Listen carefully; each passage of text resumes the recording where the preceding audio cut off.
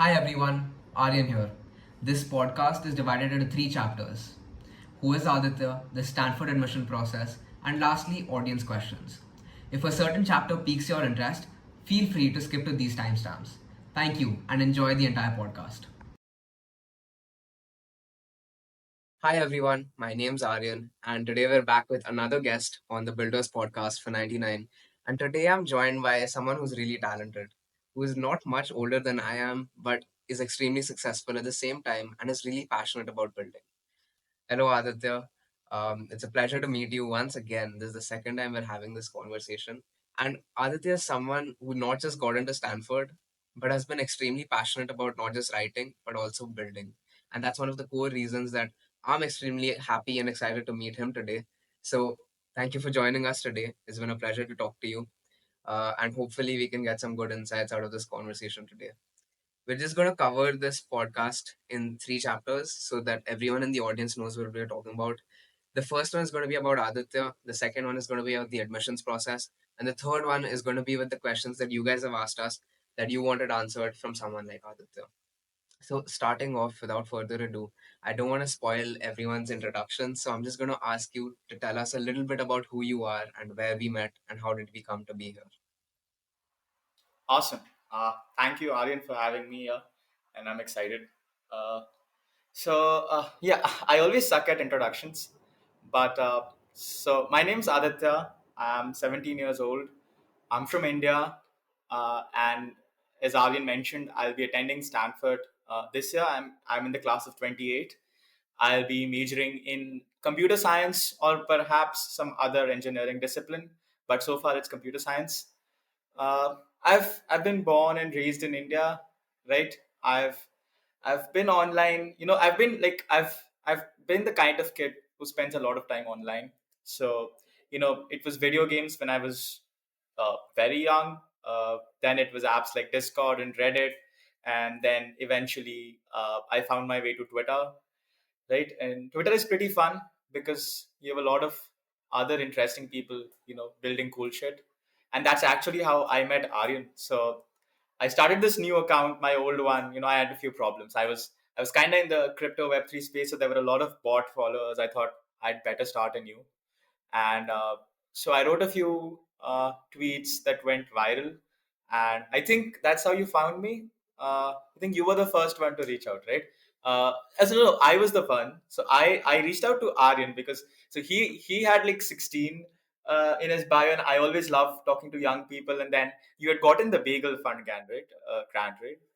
Yeah, so I remember texting you. I said, "What are you building?" And we said, "Let's hop on a call." And that's when we had our first conversation. It was pretty fun. So, we think alike. I actually wrote a tweet about it a few days after, right? How similar our thoughts are. So that's how we met, and that's basically who I am. I like writing online because I think I attract like-minded people like you, and I get access to opportunities like this call. Uh, and I've been building. I've worked with several companies like intern roles. Nothing technical so far, so either in this business development or the marketing space. But I'll hopefully be started. I'll hopefully get into technical roles from here on forward. That's me. I mean, since I've seen you and spoken to you about STEM and I've seen how passionate you are about building, I want to talk to you a little bit about your passion for writing because I think that's where I found you to be really interesting. Because I saw the tweets that you were making, and it's really, really interesting and refreshing for someone as young as you to be able to have that clarity of thought about building, right? And you're posting it on Twitter and you're getting all of these views and you're actually passionate about it. Tell us a little bit about how the writing thing, the whole copywriting start, and the journey of where you came and why you love English so much. Right. So, writing is something I stumbled upon by accident. Uh, So back when I was on Discord, I used to moderate these servers. For so I was pretty active in the Web3 space back then. So crypto projects, NFT projects, and I'd see these founders. They were trying to grow on Twitter, and they just couldn't because they sucked at writing tweets. And for some reason, I just knew how it worked. Probably because I spent a lot of time online, so I had read a lot of good tweets, a lot of good copy on the internet. So that's how started writing for a few people, and it was something that came naturally to me, and which was one of the reasons I started writing on LinkedIn. I had almost scaled to 15,000 followers, and then LinkedIn decided to ban my account. I lied about my age. I know that was my mistake. But yeah, which is why I started on Twitter almost 20 days back, and I've already done 1 million views. So that's pretty sick. Uh, Writing. So I look at it as a. So I think writing is a form of articulation, right? A lot of people think you must articulate thoughts before you write them. I think you articulate them as you write them, uh, which is why I took upon this challenge, and this is what I'll be doing in Build Space too. So my challenge is just to write an essay every single day and post it on Twitter. And I think when you write, when you put your thoughts out there, you attract like-minded people, right? Which is why I got on a call with you. Which is why I have so many new followers and so many people I'm having interesting conversations with every day. And overall, I think it's a good way to develop clarity of thought, right? Because the more you write, okay, it need not be public writing, even journaling or maybe just penning down your thoughts. It helps you have better clarity in your mind, or it helps you ascertain your goals or what your ideals are, what your objectives are. So it's more of an opportunity for me to grow than just tell the world that I'm good at writing. Awesome. I also want to get to this tiny bit. I mean, you write a lot about building things. I mean, I just want to know what building means to you and how exactly your copywriting journey and your agency itself also, which you've scaled to certain extents, and it's been really, really phenomenal to see that growth. Just what does building mean to you as a person? What do you want to build in the future? And the whole Stanford journey, the conversation that we've had. Right.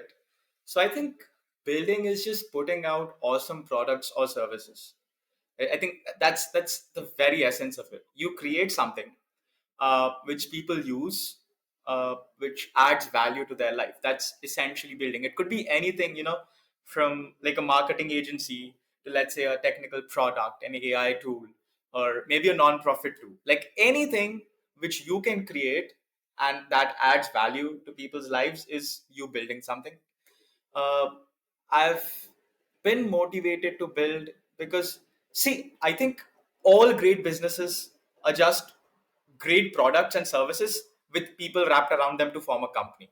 I think I heard Elon said it, right? All great companies are just a great product and service, and then you put a few people around it and you call it a company. So that's essentially building for me. And you asked about the agency and stuff. So when I actually found this need, where companies and founders were looking for quality writing, let's say Twitter or blogs, or any which ways they could grow their brand, I thought, okay, this is something I could try out. It was the pandemic, so I had a lot of time, and I started this.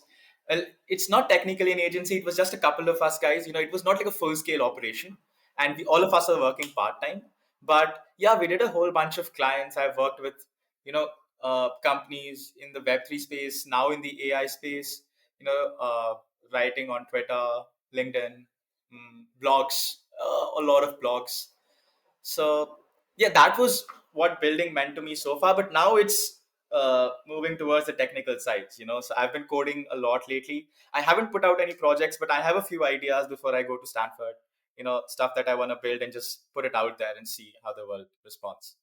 That's great. I mean, since the conversation I've had, there's a lot of ideas.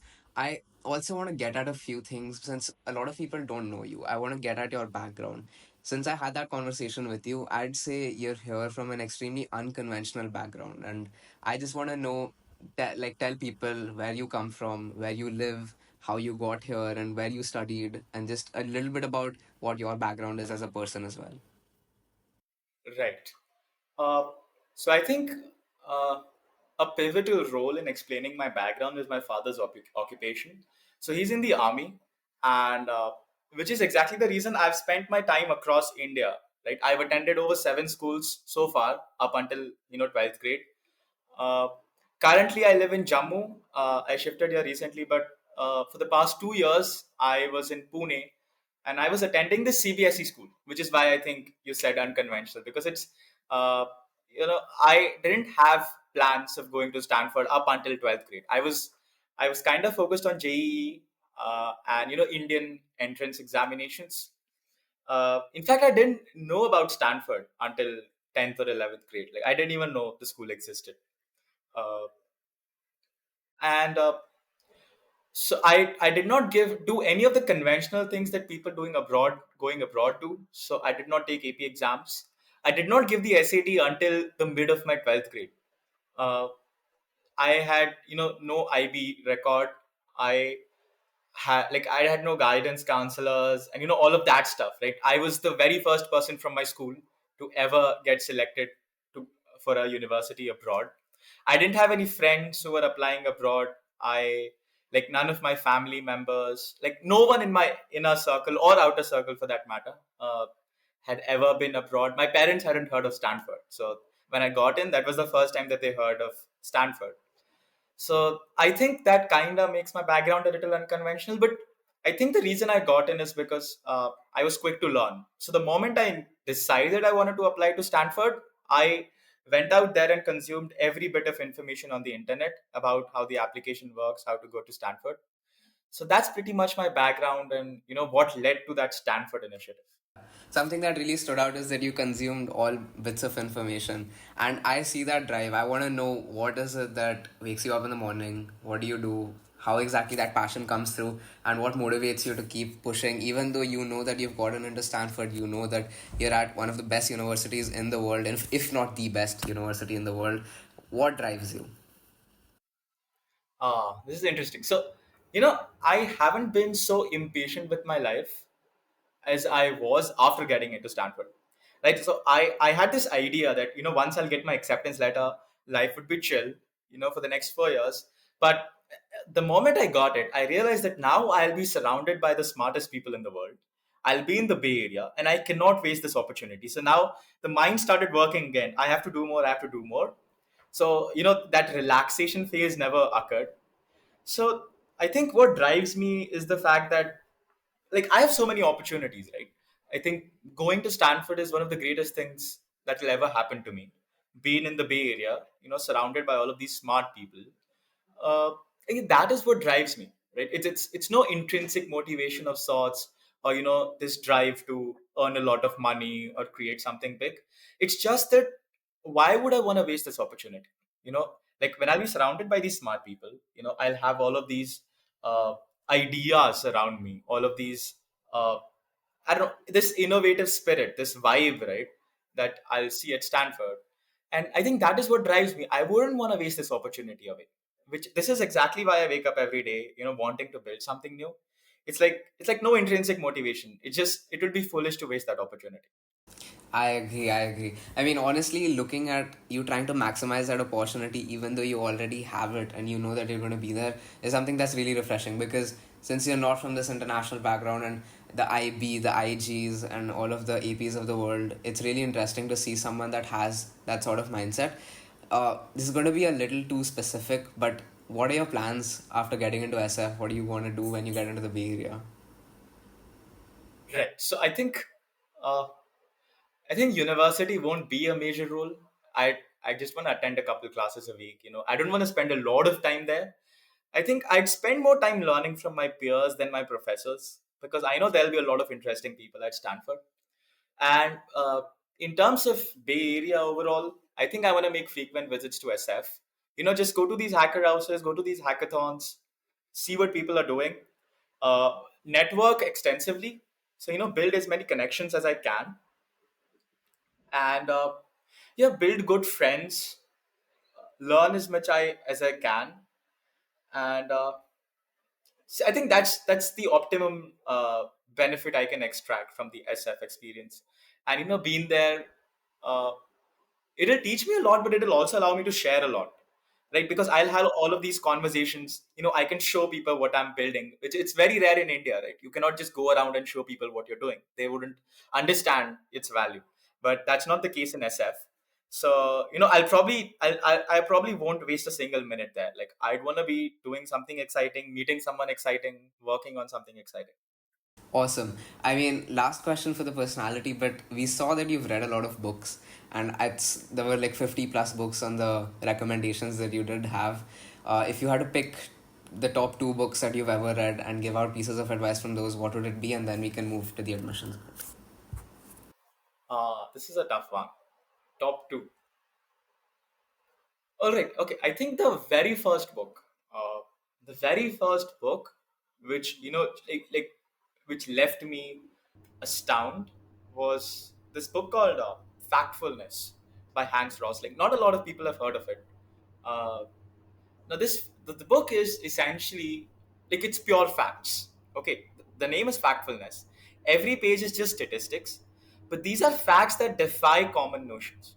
So there's this idea around the world that the world is getting more chaotic, or there's more problems, there's more wars, there's more poverty, there's more violence in the world.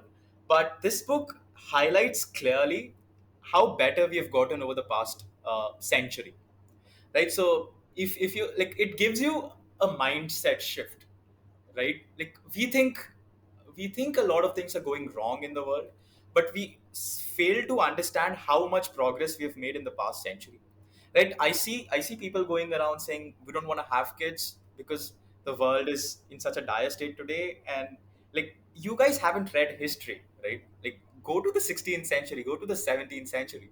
Like, life expectancy was 40, 30, right? Today we have uh, like healthcare which is orders of magnitude better, access to opportunities, the world is connected. And this book played a crucial role in giving me that perspective. So it's you like, if you want to be an entrepreneur, or even if you don't, I think that mindset shift is required, which is why I often recommend Factfulness to a lot of people, by Hans Rosling, who's a Swedish author. I think the second one would be, I think, the Almanac of Naval Ravikant is pretty sick, right? It's like I think it's human wisdom amounting to a millennia distilled in a single book. I think, like, every sentence in that book is so profound.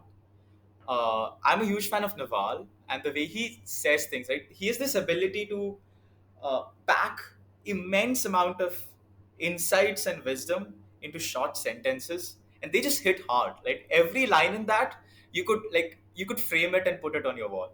So, like anyone who's interested to be on the path of self development, or maybe starting a business, or just creating something of value to the world, you should read the Almanac of Naval Ravikant. I think it's about wealth and happiness and judgment. I think there's 3 chapters or so, but it's an interesting book. And every page on, like, I have read it, I think, 6 times now. You could just keep reading it, and every time you'll have new insights. So these are the 2 books I'd recommend. Awesome. Great. I personally am a very big fan of Naval too. I agree the book is tremendously valuable. Um, so we'll get to the main part of the conversation that everyone is waiting for, the admissions process. Uh, Now, I just want everyone to know that regardless of knowing about the admissions process or not, it's important to know that are you the type of person to fit in at Stanford too? But without wasting any other time, we know that you've been through the Indian curriculum. We know that you've studied in an Indian board. So before grade 11, before the admissions process, I just want to know what were you like as a student? What did you study? And what were your primary goals before Stanford was a thing? Right. So I've studied in CBSE, which is an Indian curriculum, my entire life. Up until 10th grade, I was actively involved in school and academics. So I was usually in the top 1% of the class, right? Top 3 students. So I'd study well. And I think up until 10th grade, you don't have to really study hard, right? Like, if you just pay attention in class, you get a lot of things done. I was actively involved in extracurriculars, but without any intentions of applying abroad. So I just did stuff because I like doing it. So, debates, I did a whole bunch of MUNs, and any other competition, science related, or any opportunity that I got to speak, I just took it, right? With no intentions of building a resume for a college. So I was pretty involved at school. Any, like, I would be part of the student council and all of that shit. So I think school was a major part of my life up until 10th grade. But once I got into 11th and 12th grade, I one thing I decided for sure was I wanted to do engineering. And if you're in India, you know that you have to go through this examination called the JEE. It's like 1.3, 1.4 million students and out of that, like a handful get into really good colleges with a really great program uh, called the IITs. So I thought, yeah, okay, chill. I do this. I was smart up until 10th grade, so I thought, that would be a piece of cake. So I joined a CBSE school. I continued that, but 11th and 12th grade, it requires extensive investment of time and effort, especially if you're a science student preparing for engineering. And by the end of 11th grade, I had the realization that this race is probably not meant for me. It was I was pretty sure that I wasn't going to get a good college here if I wanted to do, let's say, computer science or any of the supposedly top courses. uh, and that is when I made the shift of maybe trying to apply abroad. I wasn't sure. I think up until the day of the decision, I was pretty sure that I wasn't not gonna get in. So I thought, I just still continue preparing, for IIT and other exams. There's this exam called BITSAT for BITS Pilani, which is also a great institution. So I thought, yeah, I'd prepare for that. Stanford was a shot in the dark. Uh, I told all of my friends, all of my family members that I have no hopes. It's like, yeah, it's like a gamble to me, right? It could happen, but there's very few chances. The acceptance rate for international students is, absurdly low. So, yeah. But I thought, just give it a try. So I did apply. Awesome. So, grade 10, grade 11, grade 12. I'm assuming you were a really great student, top 1% of the class. Do you remember your scores on an average for grade 10 and 11 when you applied? Yeah. So 10th grade, I think my board examination, I got 96%. Uh, in 11th grade, I think my overall percentage was 89 or 90. And it applies to 12th grade as well. So I was consistent from 11th to 12th grade. Awesome, great.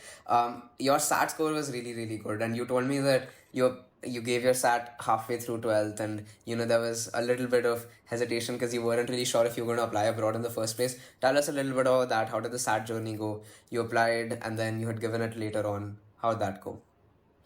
Yeah. So I had heard of the SAT before because I had done PSAT in ninth grade, right? I didn't know I was gonna apply. I didn't even understand it, but there was this opportunity at my school, so I did PSAT for a year there. So I knew the basics of the SAT curriculum. So once I decided I wanted to go to Stanford, the earliest examination attempt available to me was, I think, 3 or 4 months into 12th grade. So I chose that. If you are a student from the Indian curriculum, I think maths is really not too big of an issue, right? Because I think American high school math is a couple levels easier as compared to what we do in India. But so I thought, yeah, okay, so maths sorted. I have to do some preparation for English, and I had a couple months at hand, so I prepared well, and which is why I scored 1560. I mean, 1560 is a phenomenal score, so more than prepared well. You were extremely well prepared for that. So GPA wise, phenomenal student, had a significant track record throughout grade 10, 11, and 12. I want to get to a very important part of everyone believes the US admission process, which are your extracurriculars. You've been actively involved in the student council and MUNs and debates. What were you passionate about? What was your spike, as people call it? And what are your thoughts? What did you put in your application that you actually think made a difference? Right. So, yeah, I heard a lot of advice about the spike, right? You must be excellent at something, right? Ace of one. But interestingly, my application did not have a spike. So there was nothing that I had, committed multiple years of my life to and had achieved, something like the top 1% would. But I think I was a jack of all in my application, that I had done relatively well in a lot of things. So I was playing state level basketball. I was selected for the national team, but we had COVID, so that opportunity was lost. Uh, I had done a bunch of volunteer work, right? So I was pretty passionate about tree plantation. So I did this. I led this initiative where I planted like 700 or so trees back when I was in Pune, and that got some recognition from local authorities and stuff. So I think that was a good part of my application. Then generally, when it comes to oratory skills, I was involved in MUNs and debates, and I had done like significantly well. A lot of achievements there, some at national level too. Uh, I was a contributor at this organization called the Super Team Dow, and there I had won a bunch of bounties. So these cash prizes, $1,000 or $2,000 for it was either a writing competition or some other form of content competition, and I put that in my application because I think it was significant to me, and like I think that cash prize adds a good I don't know factual backing to your extracurriculars. I was a member of Junior Academy, which is a part of the New York Academy of Sciences. It's like a STEM program for high schoolers from across the world. Uh, yeah, that's pretty much it. I did a bunch of Stanford courses, so I remember putting that in my extracurriculars too. So Stanford has a bunch of free courses online. I did as many as I could find. Uh, so yeah, that's pretty much my extracurriculars. I think they were, uh, let's say, in the above average category, but above average for all of them. So I was actively involved in a lot of things throughout high school. Yeah. You also told me a few things about your international MUNs and the National Ethics Bowl. What were the things that you participated in? Were they local MUNs, state MUNs, national ones? Where did you go? Yes, so few were international, but they were online, so I didn't physically go anywhere. But there were a few international MUNs where I won some form of commendation. uh, Ethics Bowl. So I think this was the first time Ethics Bowl was ever introduced in India, and our team ended up winning at the nationals in Delhi. So that was one of the extracurriculars because I spent significant amount of time. I think 6 months of my 12th grade went into the entire process. So yeah, I had like a good international national level achievements. Although there was not a significant spike, but I was still doing at least in the top 10% in all of these films. That makes sense. That makes sense. Also, just quick question since we're going with the whole common application process, awards and honors.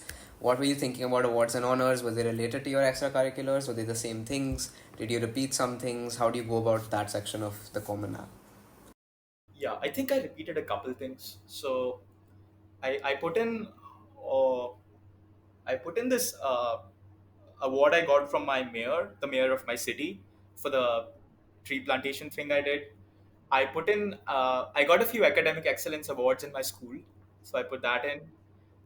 Then it was the bounty I won, so I just put it as an international achievement because there were international applicants. Then one of them was, I think, one of the MUN wins.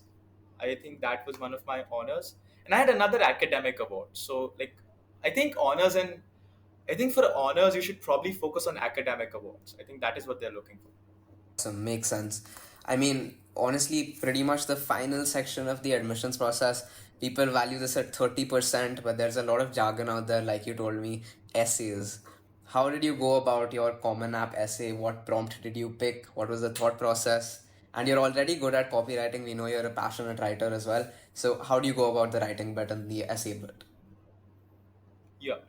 So I think people gauge the importance of essays poorly. Like you said, a lot of people believe it's 30% of your application, but I think otherwise because I think the essays were the only thing where I was at par with what Stanford expects. So I think they are a crucial part of your application. I'd put them around 50%, if I had to, especially for Stanford because Stanford has like 9 supplemental essays other than your common app essays. Now, my approach with essays was pretty clear. I started early, right? I read a whole bunch of, I think I read close to 200 or 300 essays online. So, existing essays that have worked and have gotten people into good universities. And I knew at the back of my mind where this was the only place where I could differentiate myself because I'm pretty sure there are people applying who have better extracurriculars than me and better honors than me, but at the end of the day they're just numbers on the screen, right? So it doesn't scream your personality, but like even 50 words, even a 50-word essay tells a lot about who you are to the admission officers. So I knew that I had to get the essays right. uh, So I read a whole bunch of essays. I got a few frameworks, right? Okay, what works, what doesn't. Like a few insights on how storytelling works. How to convey your achievements. Without it sounding like you're bragging and stuff like that. For the common app essay, I think it's the most important essay. Essentially, prompt is not important. I think you should pick the topic that you want to write about. Don't focus on the prompts, because there's the last prompt where you can just write about anything, right? So that's always available to you. So don't try and fit your idea into an existing framework, which is a prompt. Instead, think about what you want to write and then see if any of the prompts align with it, which is exactly what I did.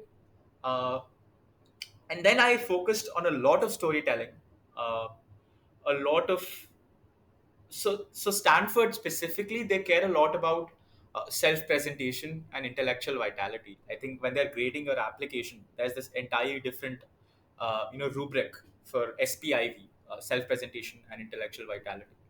So I ensured that I was letting them know that I was a curious person who understood himself well, and I could express clearly to them what my objectives in life were, and whatever values I had picked up so far. That was my basic approach to the common app essay. I'm a little curious about the framework. So, was there a specific structure you followed for your essays? How do you go about narrating the stories? And more importantly, how do you know what to pick in your life as an experience to be portrayed in those essays? And what did you think worked and what did you think didn't work for your essays? Right. So I had written a bunch of drafts. I think you should pick an event or an aspect of your life which is unique. Okay, it need not be significant. So, you know, it need not be like an international achievement. It need not be something extremely heroic that you did. It could be very simple things. Like tending to your garden, taking care of a family member, or like a defeat, a setback, like something very basic yet impactful, and something which is very unique to you, an experience that they cannot read anywhere else in the application. Because you see, I think the goal with college applications is not to stand above everybody else, it is to stand out, right? So you don't want to compete on the same aspects that everybody else is competing. You want to bring an entirely new narrative into the play. So that was my approach towards picking the topic that I wanted to write. And when it came to actually writing the essays, right, when it comes to frameworks and storytelling, a few insights from my side were that the hook matters, right? So the very first couple lines in your essay, they determine if the admission officer is interested to read, or are they just going to skim through it, right? So if you can grab their attention and if you can retain it throughout the essay, like you've done a phenomenal job, because a lot of others can't do that, right? So that was my first priority, that I need to have a good hook, something that grabs user attention. So there's a few things you can try. Say something dramatic, maybe a hyperbole, or maybe just drop into a situation, drop into a frame of events randomly, so that it builds intrigue in the mind of the reader. You can get a lot of ideas online about how to create good hooks, and I was doing that for a long time, on Twitter and professionally. So I was decently good at it. uh, so tell a story well, right? So every story needs to have a beginning and a plot, then a conclusion, which comes with morals and insights. So you have to follow that framework. uh, yeah, I think your voice must be heard through the essays. Because if you read a lot of essays, they're pretty similar. Okay, I did XYZ, I made ABC mistakes, and this is what I learned. A lot of essays are very similar. So if, I think a good test to check if your essay is genuinely unique is just imagine putting someone else's name on top. Okay, whatever essay you write, just imagine someone else is writing it. Would it still be believable? If it is, you're doing it wrong. So it has to be something which is so personalized, so tailor made to your personality and whatever life you've led so far, that no one else can replicate it. This is what I tell people to often do, when they're confused if their essays are good. So I kept that as a priority. I use very simple sentences. So, I there's still a misconception, at least in India, that you should use these fancy words and this sophisticated tone of language. I think like that's not necessary. Keep it clear. You want to convey your ideas. You're not trying to impress them with your vocabulary. You're trying to impress them with your clarity of thought. Uh, yeah, that's pretty much it. I think I was looking at it, uh, from a very analytical perspective. I analyzed every single line. Okay, I thought, okay, let's say it's a fresh reader, right? They read the first line. What state of mind are they in? Okay, so how do I take them from there to the next paragraph, and then to the next paragraph, and then to the conclusion? So I analyzed every line. It was like a flow chart to me. Okay, so I put myself in the reader's shoe, and I thought, what would they think after I reading this line? What would they want to hear next? What would shock them in the next line? What would please them in the next line? That was my basic approach. That makes a lot of sense. I mean, I don't believe a lot of people go through the essays by the whole replacing the name thing, looking at the narrative and actually reading as the reader themselves or the admission officers. That's great advice. You spoke a lot about reading essays online. Are there any notable resources or some notable books, such as the successful essays that you've read, and some things that you just like to share that people should definitely go and read? Right. So I think you should first go to YouTube, because there's a lot of people who read their essays. So I the first resource I went to was YouTube. Then a simple Google search will give you a whole bunch of websites. So I think College Vine, then there's the College Essay Guy, uh, and then there's a whole bunch of websites. Then there's Reddit, of course. So Reddit has like a whole bunch of essays too, and there's a lot of popular Reddit threads, college admissions and stuff. So you can find them there. See, the basic logic that I convey to people about reading essays is because the more data points you have, the better you can make decisions. So when you see when you analyze what has already worked, you have a better idea of what may work in the future, which is the approach I want people to take. So it was shocking to me that a lot of people don't read essays. I thought, wow, that was the first thing that you should do. Right? A lot of people get straight to writing essays, and then they have a blank page. They're frustrated because they can't think of ideas. Well, you can't think of ideas because without consuming good content, you cannot deliver good content. So that is the simple approach behind reading essays, and not just essays. I think uh, any element of storytelling online. Could be short films, could be blogs, could be newsletters, could be tweets too. Right? A lot of them have important storytelling nuances that you can pick up. Uh, so I think there were certain times in my essays where I took reference from a tweet or from a Reddit post that I read, which I found interesting. Okay, I can maybe pick that framework and put it into this essay. So any form of storytelling on the internet, any good quality copy on the internet, you can use that as a reference for your essays. That makes a ton of sense. I hope everyone listens to that advice and goes to all of the resources that you've mentioned. I mean, that covers academics, that covers extracurriculars, awards and honors, and essays. I think we've learned a lot from the admissions process from you. And just final few questions. These are from the audience directly, and these are questions that a lot of our viewers have asked us to be answered by you. The first one is that, oh, this is from context. You've only applied to one university abroad. Everyone wants to know what the thought process behind that was, and do you believe the Indian education system in terms of universities to be equally good since you only applied to one university abroad? Okay. So I think my logic behind applying to only one university is that I knew it was a shot in the dark. So I didn't have any hopes, right? And I didn't want them to be crushed so hard that I'd be demotivated. So I thought, okay, I wouldn't want two or three rejection letters simultaneously. So that was the first logic. The second logic was my objective was pretty clear. If I'm going to an entirely different country for 4 years, I'd go there if the college is worth going to. So, I could have applied to several other safeties or mid level colleges where I would have been certain that I'll get in. But that was not my objective, because I wouldn't want to make the effort of going to an entirely different country, learning an entirely different culture for the sake of attending a average university. So I thought, okay, I want to apply to the top universities, and then I didn't want to be on the East Coast because it'll snow 6 months out of the year, and I don't function well, and I can't be outside when there's no sun. So I thought, okay, we're constricted to the West Coast, uh, and then I thought, okay, now I also want to be in Silicon Valley. So what is a good school, on the West Coast where I will be in Silicon Valley? And I thought, okay, Stanford is the only thing that meets those filters. So that was my reasoning. And the third reason is because I knew that I still have good colleges in India, which also answers the second part of your question. I think there are exceptionally good colleges in India, especially if you, especially in terms of, I think, academics and quality of teaching. So no, I mentioned the IITs. I mentioned BITS. BITS was my plan B. I wanted to be in BITS. To those of you who may not heard of it, BITS is Birla Institute of Technology in Science. These are private colleges. They are comparable to the IITs.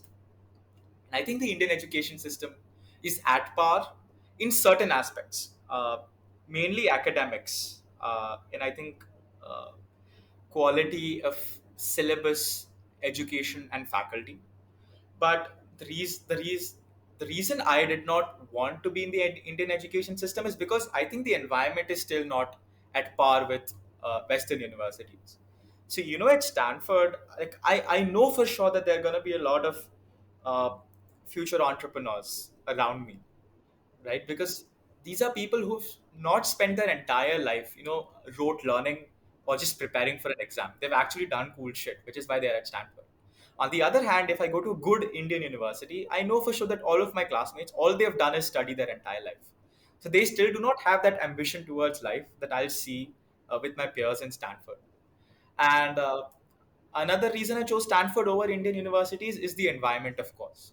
So, the quality of network, the very fact that I'll be in Silicon Valley, it's like the cradle of human innovation. Uh, I could not replicate that anywhere else in India, which is, I think, significant yet a very simple difference between Indian colleges. But I never discourage people from applying to Indian colleges, right? Especially for bachelor's education, I think we are at par with the best universities in the world. Awesome. Next question. This is a little related to your personality, and since you've been part of 7 schools, like you said, moving across several states, cultures, how do you think that has helped? How do you think that has shaped you? Fostered your ambition, maybe not fostered your ambition in some places, and what do you think of that? Just moving across cultures. Right. So I think I said this before. Right? The more data points you collect, the better better algorithm your brain has to process, right? So the more information you have, the better decision making skills you have, and the exposure that comes from travel or being part of different cultures, living at many places, uh, it adds to your personality. And I think that was an aspect of my application. A few of my essays were about the fact that I've traveled my entire childhood. I've witnessed change every 2 years, going to a new place, making new friends, adapting to an entirely different environment. It teaches you a lot. Uh, it gives you important perspective, because if you've spent your entire life at a single location, surrounded by the same people and the same ideas and the same culture, you don't have a broader perspective. You don't have a broader image of the world. So when I travel all across India, I understand the country far better than a person who has just stayed in a single city or a single state. And now that I'll be going to the US, I'd say I'll broaden my horizons to a global scale. So travel and change in life at its essence teaches you a lot. Awesome. Next question. This is from Vishesh. Having studied from the CBSE board, what do you think are going to be some of your challenges and strengths amongst the people in the educational system in terms of academics at Stanford? Okay, so I think there are both strengths and weaknesses that come from being part of the CBSE education system. When it comes to strength, I think you are better equipped academically, right? I think the CBSE curriculum, in terms of academic rigor or uh, the difficulty level uh, of teaching, is extremely well as compared to IBs or even other international curriculums. So if you're a CBSE student, right, you're learning the same stuff that these guys would learn in the first or second year of university. So I like every like it startles me, right? I've spoken to a lot of my classmates at Stanford, and they've done basic calculus at high school, and you see CBSE students, like solving these massive integral equations, and like doing calculus and all of these advanced mathematics at it's a child's play. So that is an advantage that CBSE offers. Perhaps a disadvantage would be that you didn't get a holistic education of sorts, right? So especially in 11th and 12th grade, if you're in a CBSE school, uh, you're only doing academics. There's seldom extracurriculars, right? You can't focus on other interests or pursuits unless it's a personal initiative, and you have to take time out of your study schedule. uh, that is, I think, where let's say the IB curriculum or other international curriculums excel, because they have this holistic education system where you can focus on extracurriculars and all of your secondary pursuits. But I think that's something which you can work on once you go to university, right? I think CBSE overall was more advantageous to me than disadvantageous when it comes to applying abroad. Makes total sense. Final question from the audience. Since you've been part of so many different schools and educational systems, how much of a role do you think the quality of teachers or your place of education or just being surrounded by different types of people affects you in terms of where you apply to university and just overall holistic development?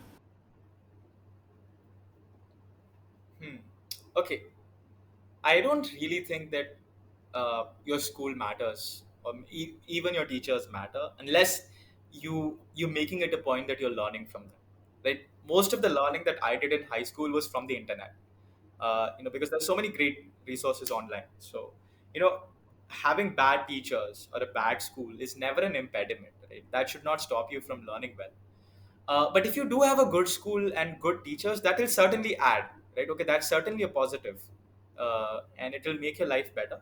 But if you don't, that's not essentially a problem, because if you have a laptop, if you have a mobile phone, you have access to the best teachers in the world. So uh, that should never be an excuse for you to not apply to a good university or not learn well. Awesome, perfect. That wraps up our final segment for the audience questions. I mean, I hope everyone who listened today has some sort of insights towards not just who you are as a person, but also a lot about the admissions process. And also, I hope everyone's questions are answered. Once again, thank you so much for joining in today and helping us with this conversation. Really grateful for this. Thank you so much, and I hope to talk to you soon again.